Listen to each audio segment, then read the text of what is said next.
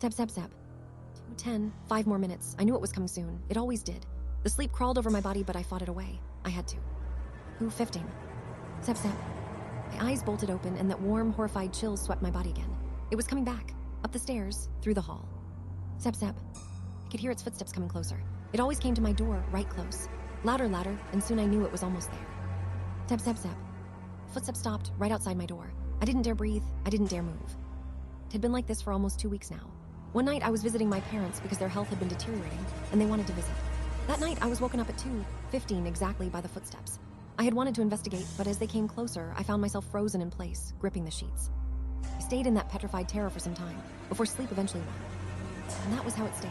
I couldn't sleep through it, terrified of what might happen if I wasn't conscious when it came in. But it never came in. I tried sleeping in different places, yet it always happened the same. Always at 2:15 a.m. It was the following night, 2:14, 1 minute, I listened. Zap, zap. Terror still gripped me, despite it being 2 weeks since I had been listening. Down the hall. Zap, zap. Stopped right outside my door. Silence. I got out of bed. The door, I reached for the handle. I had to stop this. Silence. I gripped the handle and flung the door open, letting out all my breath in a yell, staring frantically into the darkness outside. There was nothing. I looked down the dark hallway. There was nothing. Zap, zap. I spun around, the footsteps coming from the direction of my bed. They were coming closer. The fear and adrenaline fired my legs, and I bolted down the hall. Zap, zap, zap. They were speeding up, and I rushed for the front door. Yanking it open, I stared into my room. The footsteps came from my bed. Zap, zap. I turned around again, running down the hall. Everything was twisting and distorting, but the footsteps didn't stop. I ran to the back door and flung it open. Once again, I was staring at my bed from the doorway. Zap, zap. Stop, stop, please.